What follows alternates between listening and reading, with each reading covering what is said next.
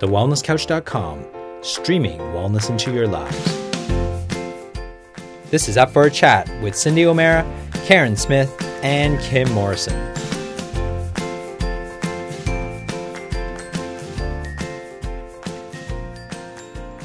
Here we are, up for a chat about the hottest topics that are important to you, inspiring you to awaken the change within. I'm Karen Smith. I'm Kim Morrison. And I'm Cyndi O'Meara. And we all sound like we're having a giggle because I just made a really big faux pas when I was doing the introduction that we've had to delete. It was actually quite funny. Oh, my goodness gracious me. My mind started to wander as I was gazing out my window. And I lost myself completely. Good heavens. But today's guest, oh my goodness, listeners, today's guest, you are not going to believe who we have on the show. Are you ready? Kimmy, we need a drum roll. I reckon. Ready? Today's guest is the almighty, world-famous Cyndi O'Meara. Welcome. Oh, thank you so much. I wasn't going to be the guest. Wild. I'm excited. Well, we're talking all about condiments because that's your thing at the moment. And we were talking just before we started the show about how all the research that you're doing and everything that you're discovering about that is something that our listeners so need to know. So why don't you start off by telling us what got you on this particular journey about condiments? What was the trigger for you? Well, what happened was I was asked by Channel 10 to come into their studio in Sydney and teach people about condiments and, you know, what's in the condiments that you buy in the grocery store versus what's in the condiments that you can make, and how easy is it to make condiments. And so I was on the show a couple of weeks ago and I had 5 minutes to make 3 condiments, which was mayonnaise, barbecue sauce, tomato sauce, and chili sauce it was. Sorry, I didn't get a chance to make the tomato sauce. And I was able to make that all in 5 minutes. But what really got me onto this, and I ended up writing 2 articles about it, was when I read the ingredients of those that you buy in the grocery store. And when I started to really look at all the condiments that were out there, they were all using the same types of additives, preservatives, and flavorings. So there would always be an acidity regulator in there. So we're going to talk about acidity regulators in a minute. There would always be the flavor, and it could be flavors. And I spent a lot of time ringing the 1-800 number and talking to the customer care and just saying, could you please tell me how many flavors are in your tomato sauce? And they'd say, oh, no, that's a proprietary thing, and we can't tell you. And I said, well, surely you can tell me how many. I don't want to know what flavors there are. I just want to know how many. And then I'd ring them up and I'd say, can you tell me if your xanthan gum is vegan or non-vegan? And of course they couldn't, because there was a reason why I was asking that question. So all your gums are your thickeners and your stabilizers. So they would put an acidity regulator in it, which is a preservative. They would put a flavor in there, which could be any flavor of 3,500 or so. Then they would put the xanthan gum in there, and the xanthan gum was a thickener and a stabilizer. And then another thing that they would put in is a colour. So the colour could be, and it sounded, natural. It might say beta carotene or something like that. And so you think, oh, well, that's natural. And then they might put a preservative in, another preservative in. So what I was seeing was, like, if I saw barbecue sauce or tomato sauce or even a HP sauce or any of the sauces that are out there, it would all start with concentrated tomatoes. That was another question I had to ask. I had to ring up the customer service and ask that. But they would all start with concentrated tomatoes. And then every single one of them had exactly the same additives, but of course the flavour would be different. So they were tricking us into believing that all of these foods out there are different, but in actual fact they're all made exactly the same, but then they add a different flavour in. And that really got me because actually it wasn't only that, but there was also a friend of mine asked me to come and do a pantry clean out for them. And I guess this is where it really started for me, was the pantry clean out. And I swim with him, and he cleaned out my computer and I cleaned out his fridge and his pantry. And that's when I really first started to see it. And I said to him and his wife, I said, have you noticed that it's all the same ingredients? It's just a different flavour in the end. And I was horrified. I was absolutely horrified. And then the concentrated tomato, when I rang up and asked about the concentrated tomato, I said, what's concentrated tomato, to the customer care? And she said, oh, it's tomato paste. And I went, why not just put tomato paste? Why do you have to call it something, that it's not? So I guess, guys, that's where it all started for me. And then I went down the rabbit hole of the ingredients and how do they make them. And I went to the patents. You can go to patents, that's PATENT online. And I started to read some of the patents, and I started to become really horrified that we're not eating food. And I've always known this, but I really dug into just these condiments. So other condiments I looked at was mayonnaise, hollandaise sauce, and the sweet chili sauce. So basically, it just depended on their basic ingredient that they used, whether it was tomato paste or an oil.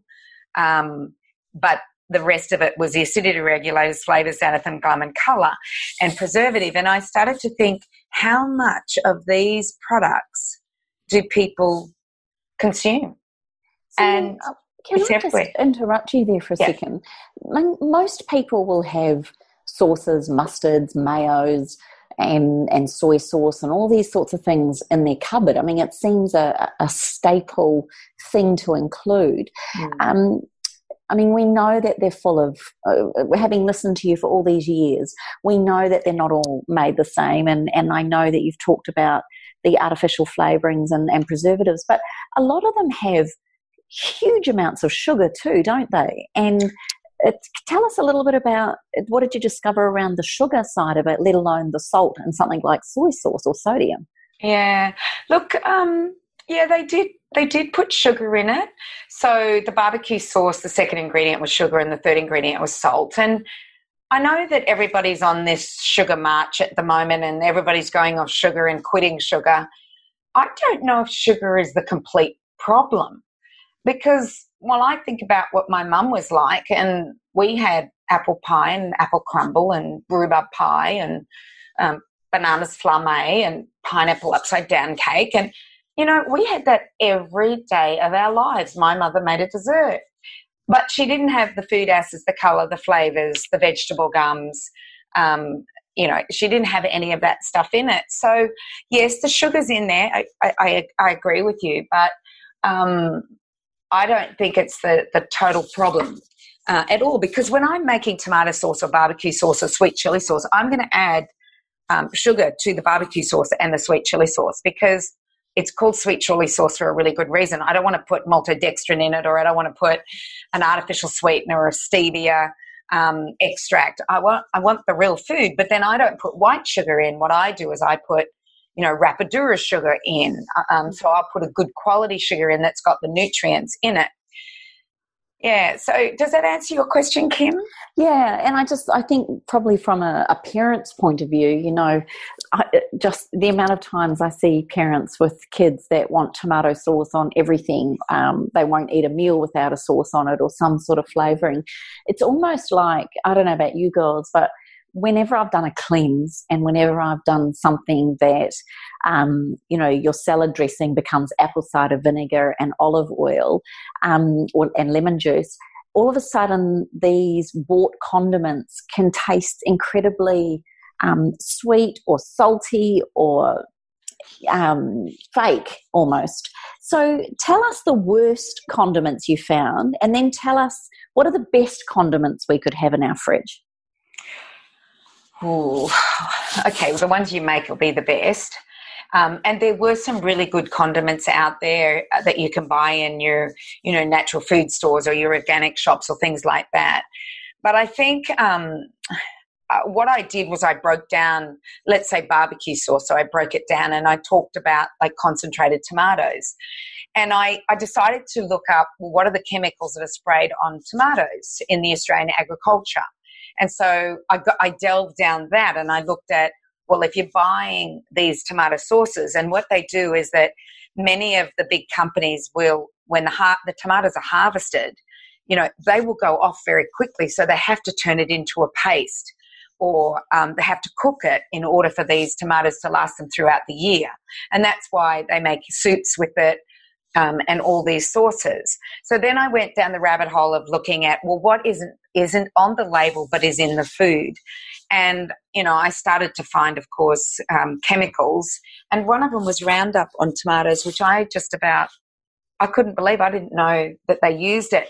And I actually did an extract from www.roundup.com.au, and it says one of the biggest problems for tomatoes is aphids. So encourage their natural predator, the ladybird, and rid your garden of milk thistles which attract them. A systematic weed killer like Roundup kills this weed from leaf to root, so it won't spring up again. It also breaks down on contact with soil, so your tomato plants and soil will be safe. That's from the website, and that's current. And I just went, oh my gosh, it causes cancer. There's been court cases in it.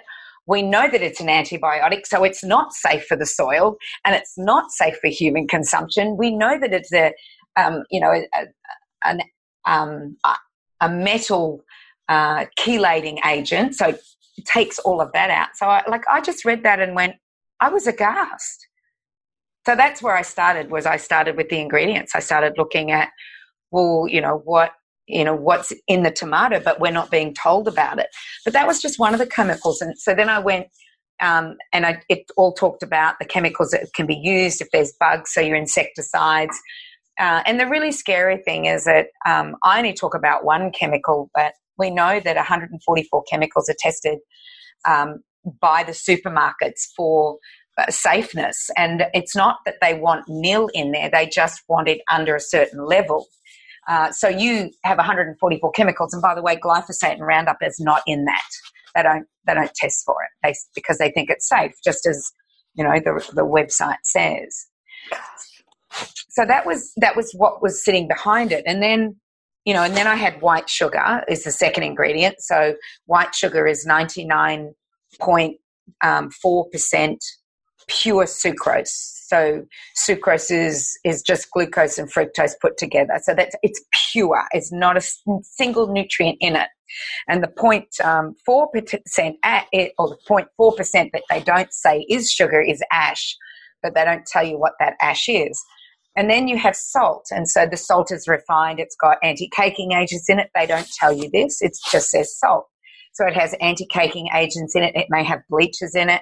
So that's the salt. And then when I got to the food acids, and I started to look up the different food acids and how they were made, and I got to citric acid, and it's a genetically modified fungi that they put on a substrate, and that substrate is usually a sugar, and the sugar could be a corn-based sugar, which could be Bt toxin corn. There are many substrates that they use with the fungi in order for it to make the citric acid. And I've already talked about flavors a million times with the 48 chemicals, and the reason why I rang customer service is that I wanted to know how many flavors. So if I know there's 48 chemicals in one flavor, then if you've got 5 flavors in there creating something in your barbecue sauce, then that's 5 times 48 chemicals that we're exposing our children to, ourselves to, and our environment if you throw that barbecue sauce away. So, I was interested in that, and it did say including a smoke flavor. But this is where it got really interesting, is the gums. Because I used xanthan gum back in the 90s when I found out that my husband was a celiac, and I needed to make breads, and xanthan gum was something that I used back in the 90s. And then I started to hear some stuff about it, and I stopped using it completely, probably the late 90s. Oh, no, maybe not until 2005.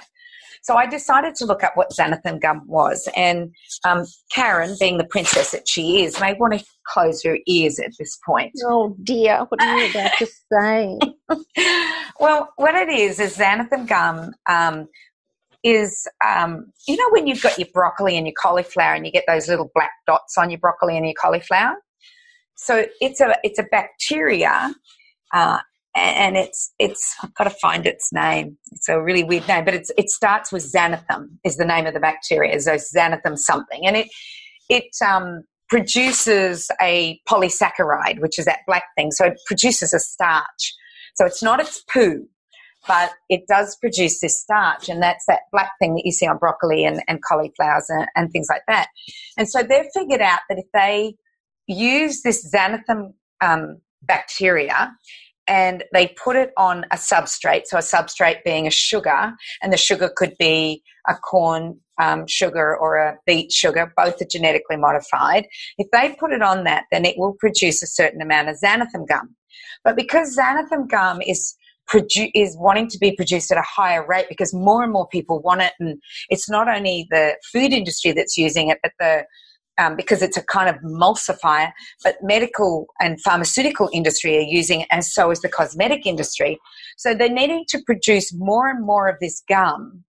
And so they've genetically modified this gum or this bacteria to actually produce its polysaccharide, which is xanthan gum, on lactose, which is coming from it's actually a permeate, not lactose. It's the permeate of dairy.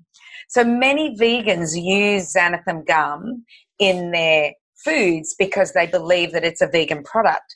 But the genetic modification now allows it to be used on the permeate of the dairy industry, which is a waste product in the dairy industry. And it's becoming a cheaper and cheaper commodity to create. So I looked at that and I just went, oh, and then, by the way, they have to pull the polysaccharide off the substrate or whatever it is that it is. They purify it off that, and then they add alcohols and they do all sorts of other things to it.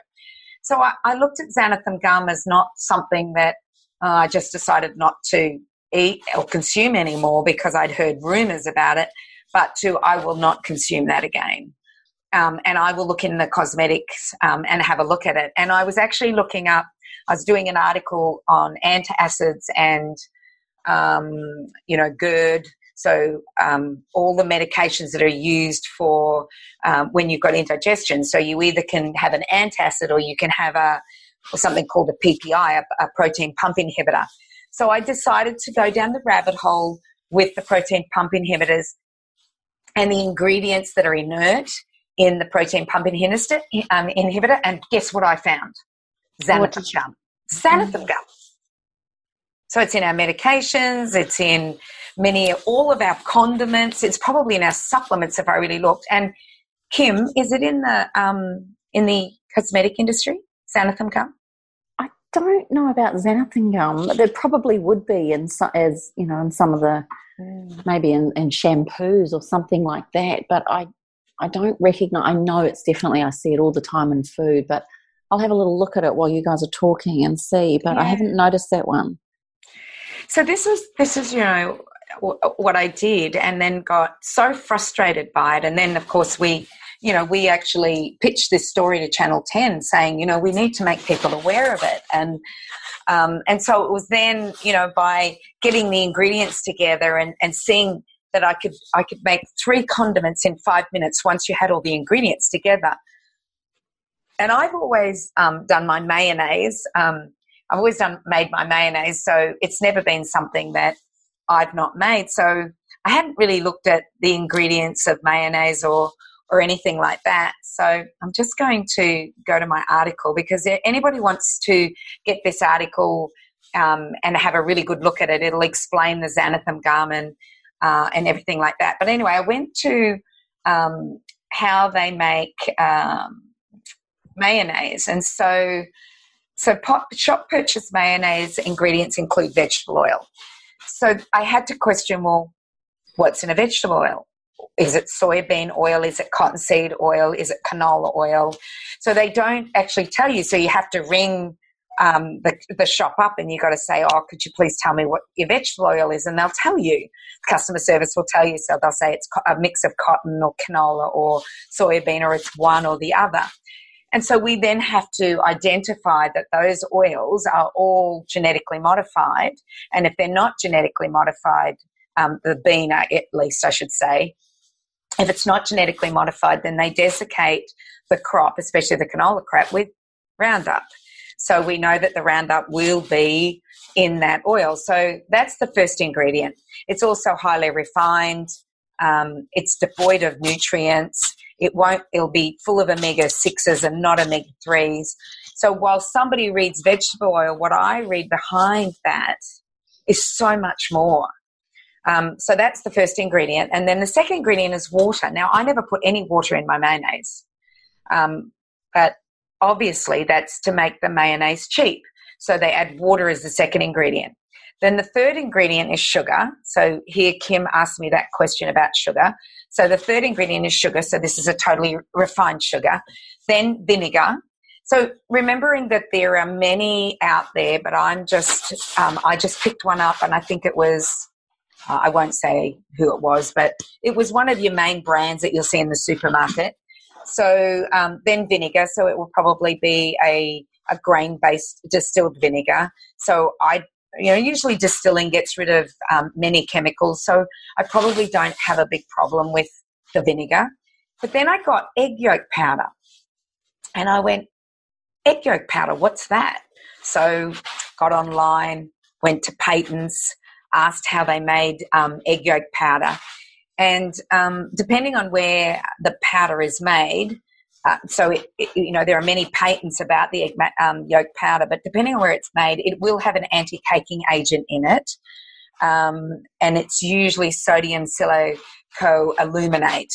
So aluminum will be in it. So they're not even telling you what that egg yolk powder is. So when I looked at the patent of it, it says to make the egg powder and eggs, they're pasteurized and then spray dried. There is also another process of spray drying eggs into a powder that includes the addition of gases, which are fairly soluble in the egg liquid. So typically they'll use carbon dioxide and nitrous oxide. But other examples of gases which they may use are nitrogen, helium, propane, N-butane, isobutane, difluoromethane, and trichloromonofluoromethane, or trifluoromonochloromethane. And they say that these gases are non-toxic and they can't use any toxic gases. But, to me, they all sound toxic, especially isobutane. I just was... Certainly doesn't sound like food, does it? No. And I want to know how they figure it out.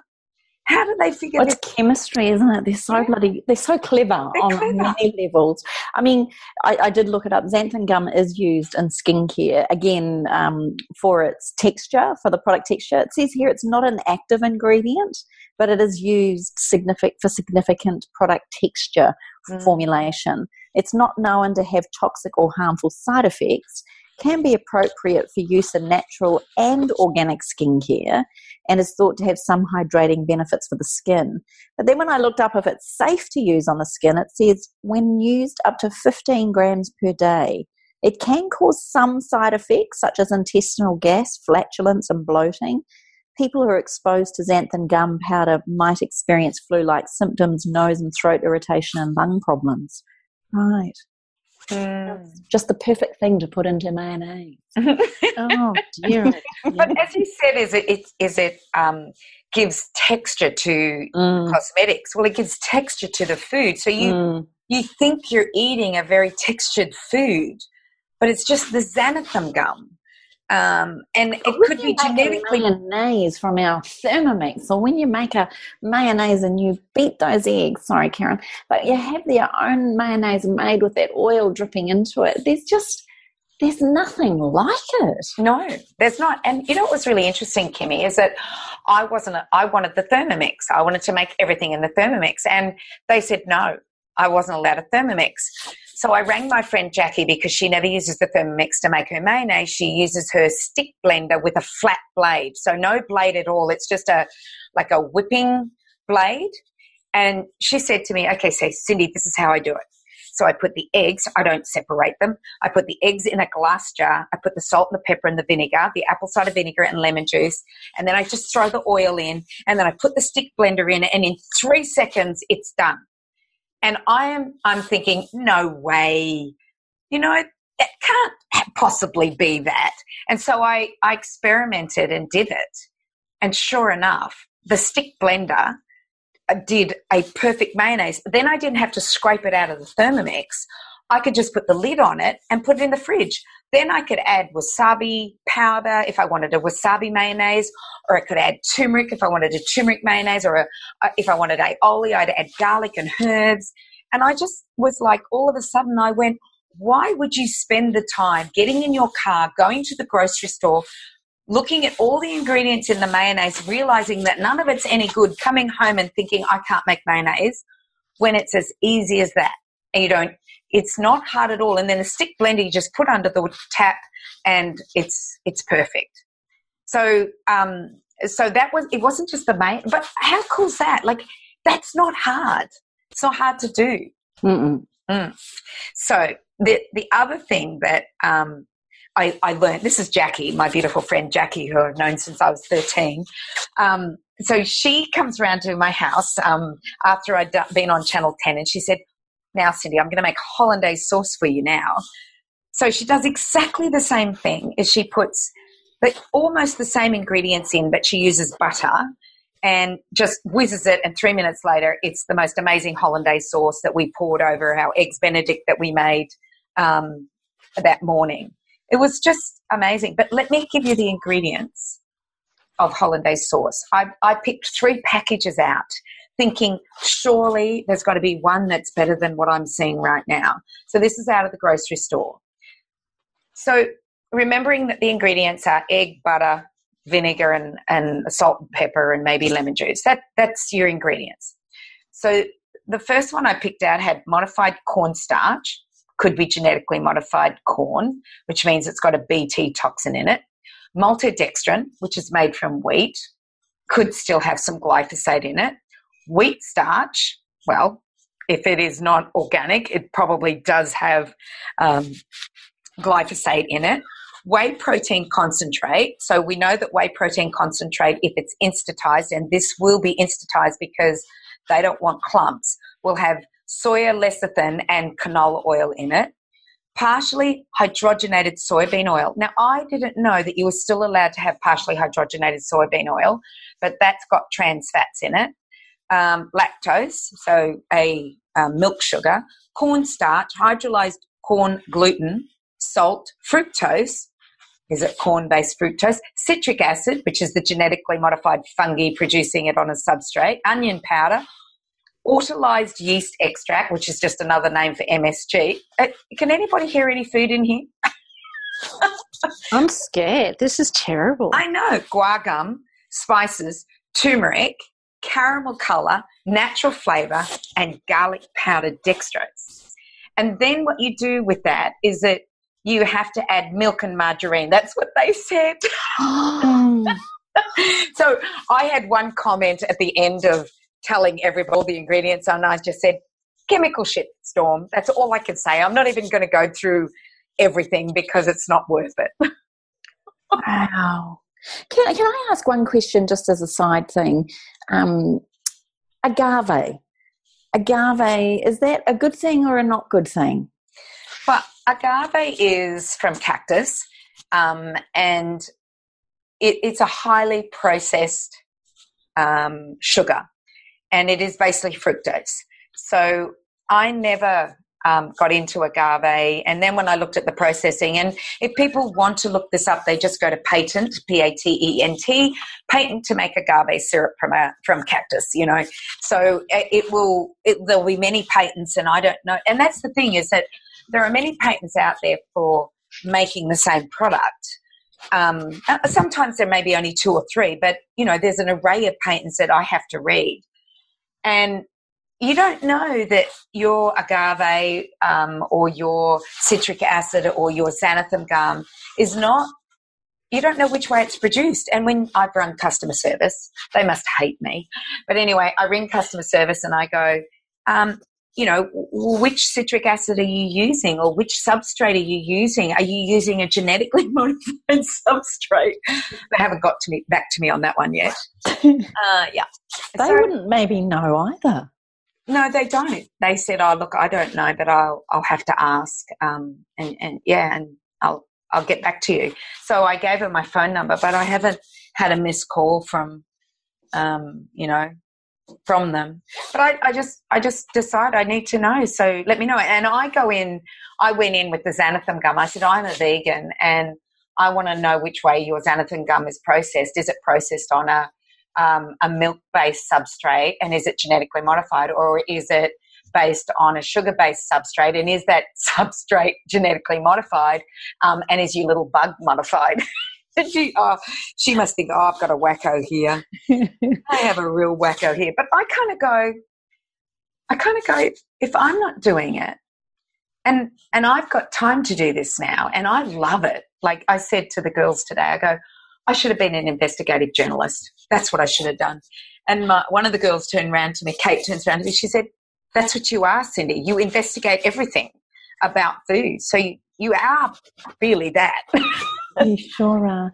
So tell us, Cyndi, okay, so we know, and most people listening to this would have a real appreciation that most condiments in the supermarket in particular are not something that we should have in our own pantries. Either we make it, go to an organic shop, or maybe go to our farmers markets for people that make it from base and real food. Tell us some of the things that are good to have in your cupboard, maybe some of your single ingredient things that we can use as part of our condiments, and what are some of the things that you do in your kitchen that add flavour to a food? What do you do?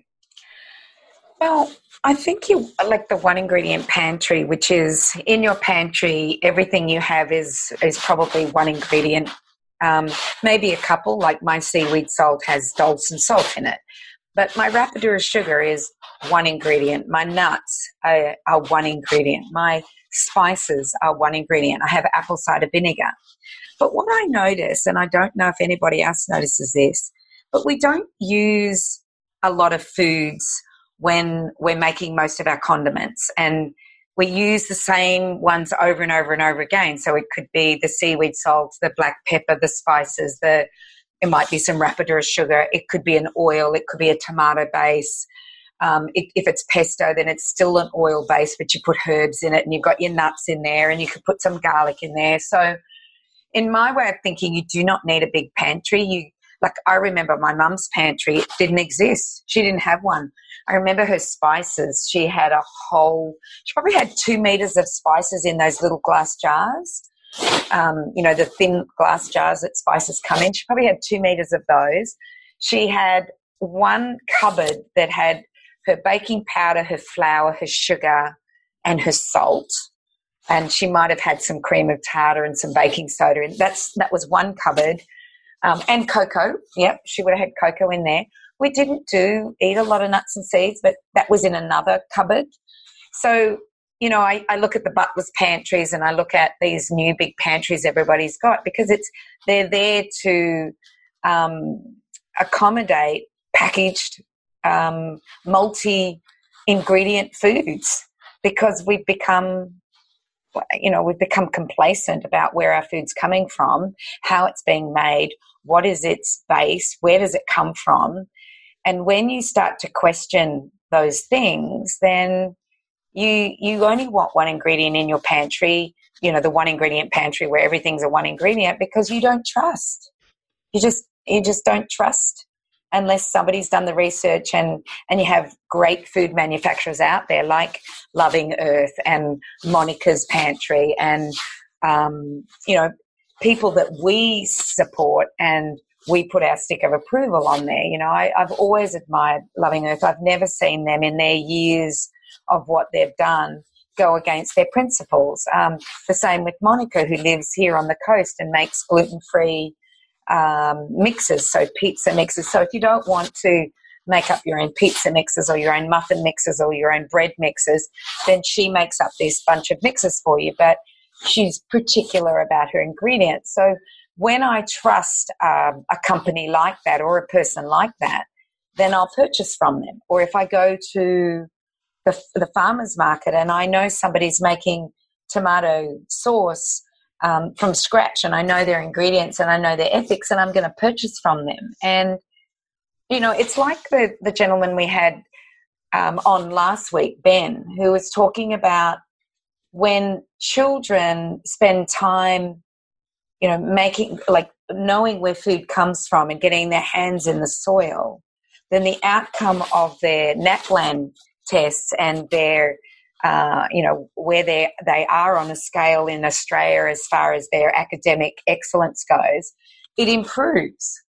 So let's take it one step further. What about those kids in the kitchen that once they've seen where their food has come from and then they come into the kitchen, it must enhance that as well. Now, he didn't say, it was really interesting, Ben didn't say why this is happening. We didn't question that, you know. They just saw that this was happening. It wasn't, well, how is it happening?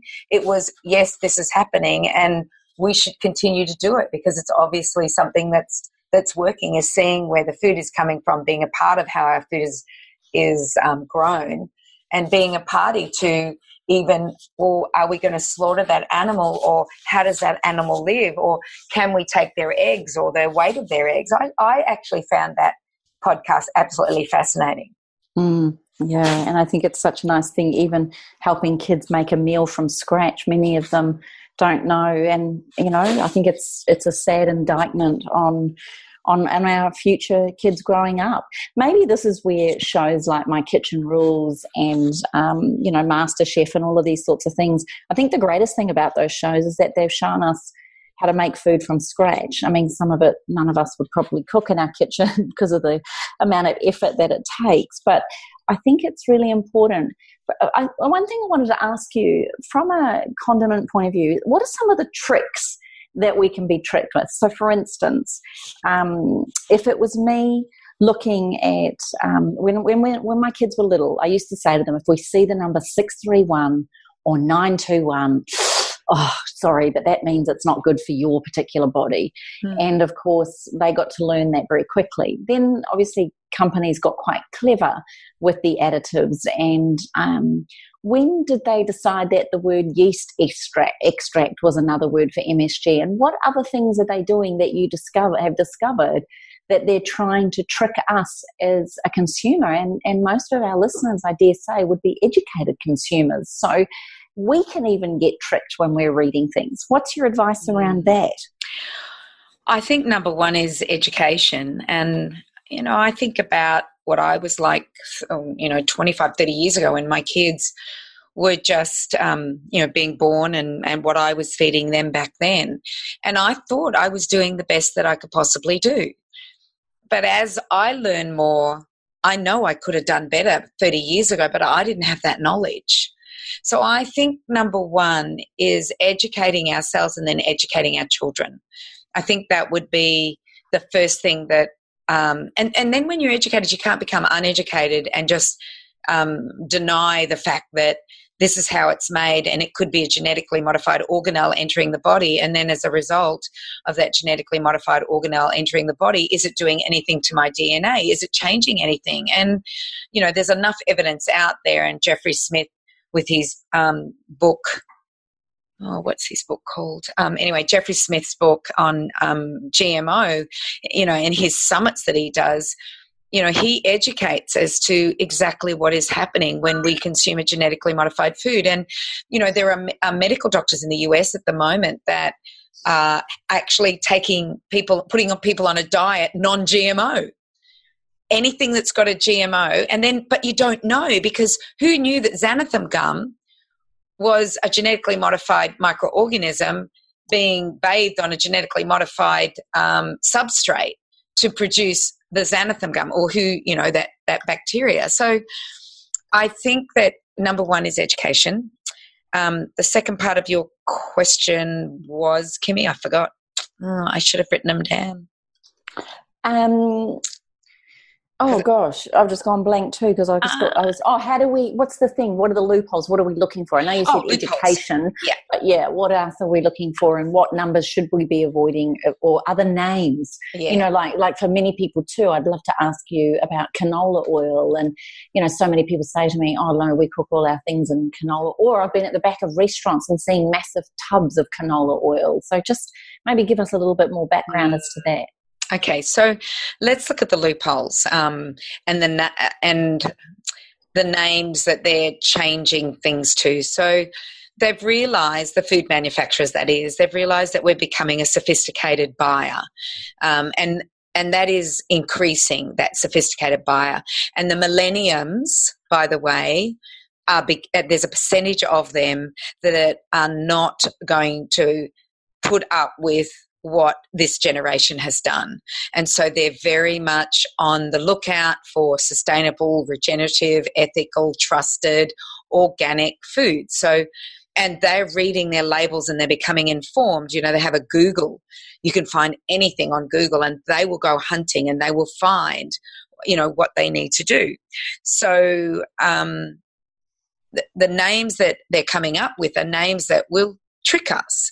So once upon a time, there was an antioxidant, and I haven't seen it lately, although it's still around. There was an antioxidant that was called BHA and BHT, and I think they were the numbers 320 and 321. And they were suspect because they caused cancer in rats, and that was something that needed to be told to the public, and the public started to learn about it, and they started to say, well, we don't want to have that.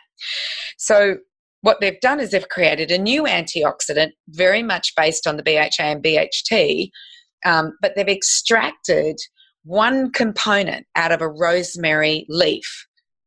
And with that component, they've added, of course, emulsifiers, and they've had solvents, and they've done lots of stuff to it. You can go on the patent and have a look for rosemary extract and see what it is. And then they've called it rosemary extract. But it's just a man-made antioxidant. But the reason they can call it rosemary extract is they've extracted one thing out of the rosemary plant, and now they call it rosemary extract. So I first saw that when I was looking at breakfast cereal ingredients one time. It was probably about 6 or 7 years ago, and I noticed the word rosemary extract, and I was sus straight away. I went, why would a breakfast cereal, with flavours and colours and everything out, put rosemary extract in there? That's just crazy. So I started hunting for information, and then that's when I found the book Swallow This by Joanna Blythman. So, rosemary extract is something that people see and they go, oh, wow. And I've seen people fooled by it that I think are educated, absolutely fooled by it. And that's being used in the cosmetic industry, it's being used in the food industry, and it's being used in the pharmaceutical industry. It's big time. Then you'll see powders.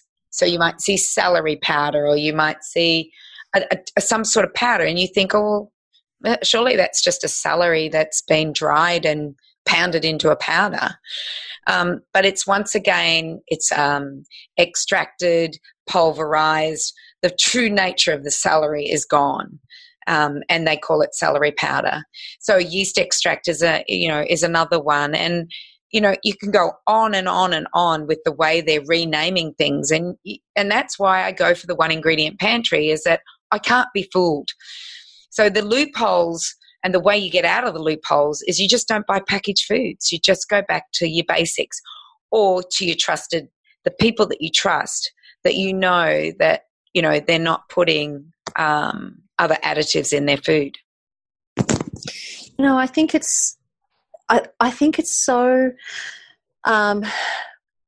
it's indicative of the message that you've always had, Cyndi, since the very first time that I met you, was always coming back to your basic ingredients, cleaning out your pantry of everything that comes in a box and a package, because you just, if you're unsure, don't eat it.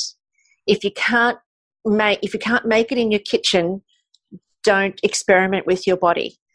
And I think that this is just something else. I think it's just another layer, really, where I think that it comes back to us being personally informed and taking personal responsibility for the kind of food that we're willing to experiment on ourselves with.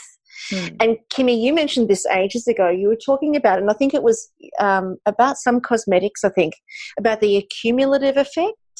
Yes. You know, we don't talk about what the accumulative effect is of having, you know, genetically modified foods or hydrolyzed soy proteins, or we don't talk about the accumulative effect on that because we don't know. Don't you find it interesting then on that note, Kaz, that, I mean, you must see it as well, so many young people with mental health issues, with, oh my God, with diet issues. I mean, these things weren't talked about years ago, and we all had tomato sauce growing up. Is it because it's changed that much compared to what we had? Is it the same thing with condiments as it is with these foods? Like you say, Karen, is it indicative of how we've changed through society? It's such a huge link, I think.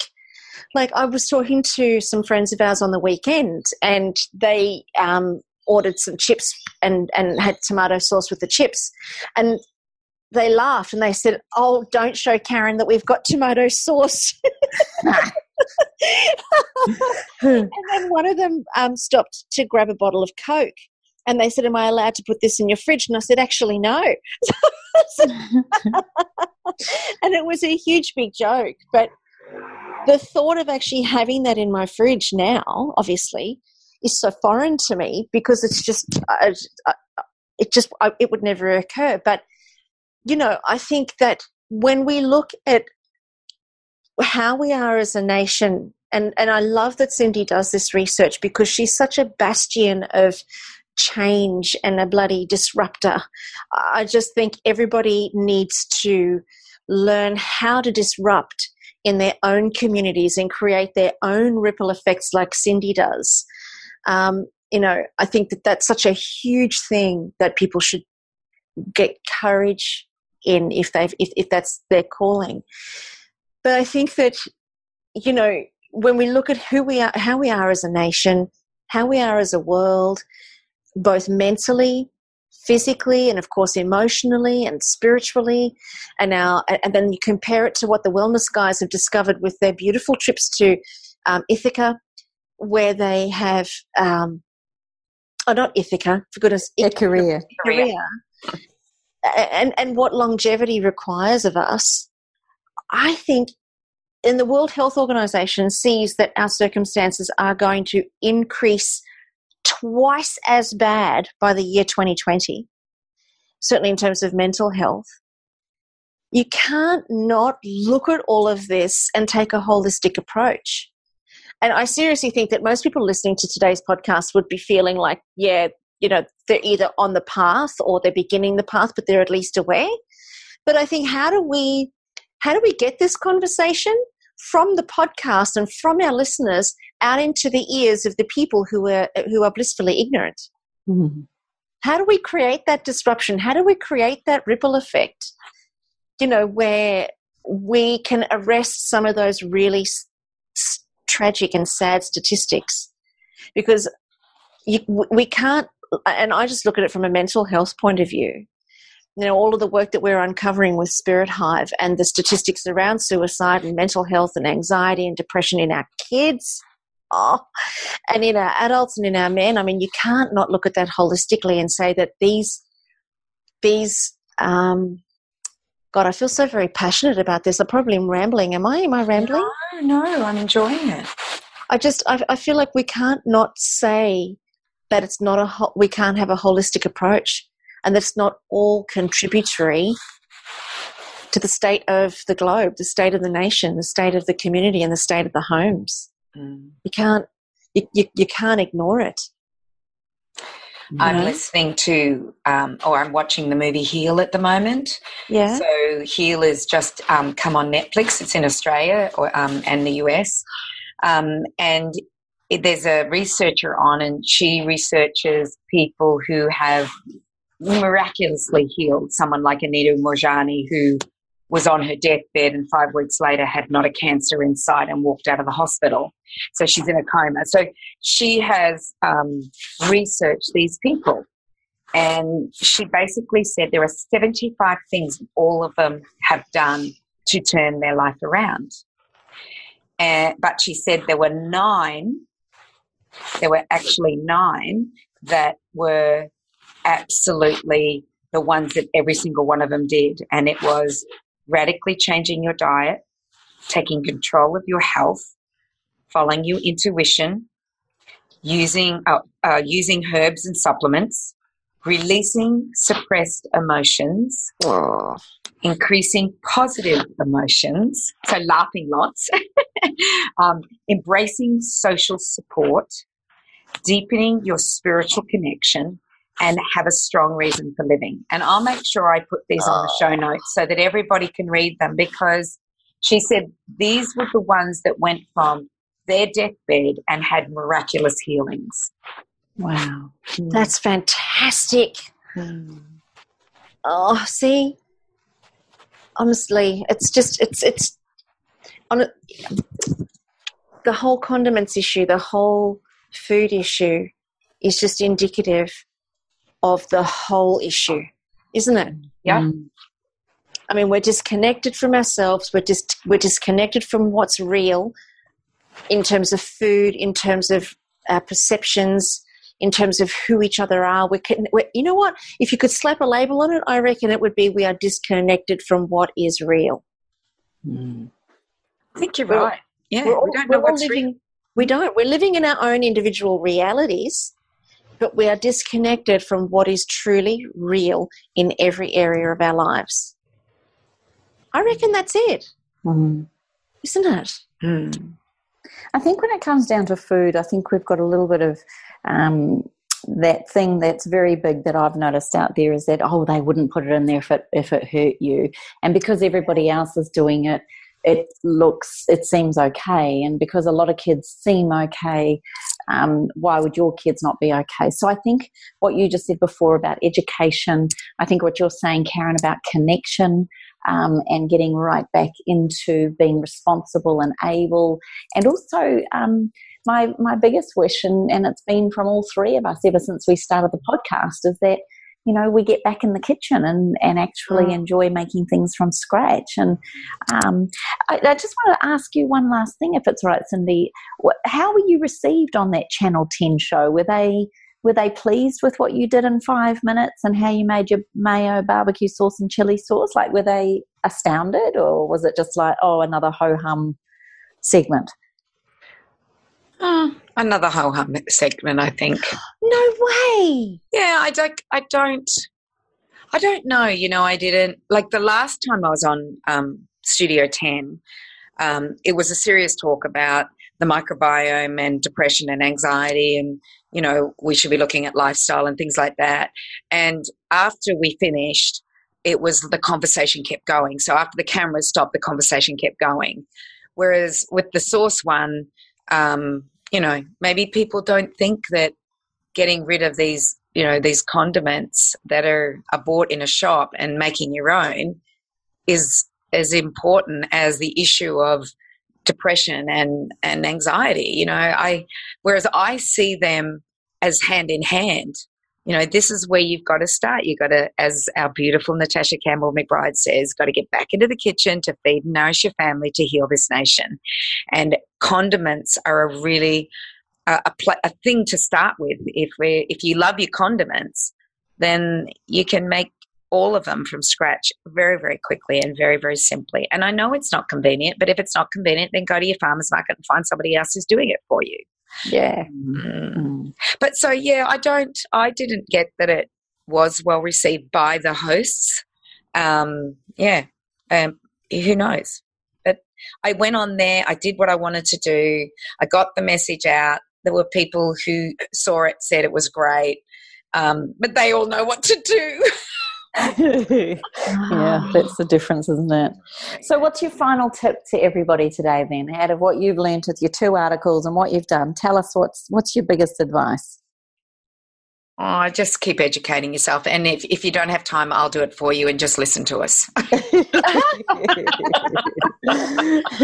Do you know what I think would be really cool? And this is very selfish of me. Yeah. I think it would be really cool for the 3 of us to get into a kitchen and for you to make a couple of sauces and make a couple of really simple, easy Thermomix meals that are super duper easy that we could film.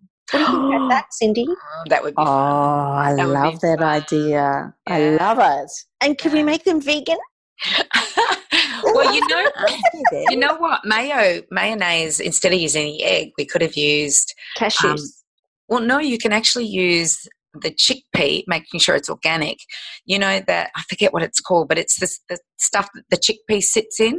So you drain off the chickpeas and you're left with this liquid, and it's got a name, but I can't remember the name of it. And there'll be somebody out there that will know it and be yelling at us right now what it is. But it's it basically, you put that in instead of the egg, and it's emulsifier, because that's what the egg is for, is to emulsify. And you put that in there, and it makes the oil go white, and it's like a mayonnaise, an eggless mayonnaise. So we can do that, and all your other sauces are definitely vegan. Pardon? Aquafaba. Aquafaba, well done. I couldn't come to me. Aquafaba, yes. There you go. That's instead of your eggs, Kaz. Yeah, I don't know. Oh, I think you're brilliant. Oh, I think you're brilliant too, Cyndi. Thank you for being a trailblazer for us. Seriously. I love it. I really love it. I love looking up all this stuff, and I still get shocked. I don't think anything's going to shock me. I still get shocked. And, yeah, I think it's time that for people who are listening to us, if you are enjoying what we are doing, please spread the word and let people in on what we're trying to teach and what we're, just spread the word. Put it on your Facebook or on your Instagram and let people know what these are like. Our last 5 or 6 interviews, all of our interviews are amazing, but our last 5 or 6 have been really hard hitting, and they're things that people need to know. I was talking to some people. We were, Karen, this morning. Yeah. We met some people and we were talking about quite a few of the interviews that we had done, and they said they were all jaw-dropping as to what's happening, and that was Belinda Fetke's one, and of course our beautiful medical doctor who works up at the they loved what she was doing and the devastation of the Aboriginal culture. Oh, no. I think, and I'm really enjoying what we're doing too, and to share it each week with you girls and to have this knowledge and this information and to meet such amazing, incredible people to have on the show. Maybe we could put it out to our beautiful guests. Who are some big names that you would like on the show? Who are some people you'd love us to interview this year, and put it onto our Facebook page, because I'm on a mission at the moment and you should see the people that we're getting lined up. So it's pretty exciting. Now, we've lost our beautiful Karen. So, Kimmy, do you want to finish up our podcast today? Of course. Yeah, she ran out of range. I've just got a text from her, so I'll let you finish up. Oh, well, Cyndi, again, as Karen alluded to, we're just very grateful for your passion behind things like a simple conversation like condiments could become something that's so big. And like Karen said, it's the way we do one thing, we tend to do all things. So maybe starting off with our condiments in our cupboard and looking what really is in those ingredients. I mean, that's where it started for me. And just to finish, my favourite condiments I have are things like the coconut aminos, tamari, apple cider vinegar, olive oil, coconut oil. They're very simple, and then add lemon juice to that, and you just have so many beautiful flavors. Oh, one last thing I wanted to ask you, brewer's yeast. What's your opinion on that? Well, as a 19, 20-year-old, I used brewer's yeast for B vitamins because that was the go back in the 70s. But I haven't used brewer's yeast for a long time, and I haven't looked into it. But you know what, Kimmy? I have it on my list of things to find out exactly how brewer's yeast is made. And I know it's a byproduct of brewing, and I know that the yeast is dead, but I just don't know enough about it. So let me look into that for you. Oh, good. Interesting. My mum used to take brewer's yeast a lot when she was little, and we used to take it when we were younger too. So that's going to be very interesting. Well, girls, we've reached the end of the time for our podcast. It's time for us to sign off. So it's been a fantastic podcast, Cyndi. Again, thank you for being such a trailblazer with all of the research that you do. You're just a font of knowledge, and you just make it just make so much sense. It's just magical. You're just a beautiful, beautiful soul. And I'm looking so forward to, I think hearing about more of our listeners that are able to spread a little bit more of the word and become a bit of a ripple effect in their own communities. I think that that's going to be a really, really cool thing. And I guess it's an invitation for everybody that's listening to today's show. Why don't you go ahead and talk to your communities and just ask people that you know what they think. You don't have to be shoving our opinions or your opinions down anybody's throats or making any judgments. I mean, we can just ask people what they think and just start gauging some awareness. Why don't we start there? Just seeing what people think and how many people we surround ourselves with that actually are aware of some of these things. It'd be really interesting to see that sort of feedback on our Facebook page. So, Cyndi, thank you for today and thank you for sharing your wisdom. Thank you, Kimmy, you beautiful soul. You're always the most wonderful interviewer. Mm-hmm. Oh, wait till I get going on you and your personal lives. Wait for next week. Love you both. Love you, sweet. Yeah, love you. All right, for all of our listeners, go to our Facebook page at allthews.facebook.com/up-for-a-chat. And that's where you can post all of your comments and let us know about your families and your communities. And, how aware are they of these sorts of things? Is it something that they care about or not so much? It'd be really nice to know how much of a difference we need to make and how much of a difference you guys can make too and how we can support you in that. So go ahead and post your comments and your questions there. Otherwise, you can head on over to allthews.thewellnesscouch.com/up-for-a-chat. Make sure that you join us here next week on Up for a Chat and become part of the ripple effect that's changing the world. And we love having you on the ride with us. Bye for now, everybody. This has been a production of TheWellnessCouch.com. Check us out on Facebook and join in the conversation on Facebook.com/TheWellnessCouch. Subscribe to each show on iTunes and check us out on Twitter. The Wellness Couch, streaming wellness into your lives. Whilst the Wellness Couch presenter endeavor to provide accurate and helpful information to their listeners, these podcasts cannot take into account individual circumstances and are not intended to be a substitute for health and medical advice from a qualified health professional. You should always seek the advice of a qualified health professional before acting on any of the information provided by any of the Wellness Couch podcasts.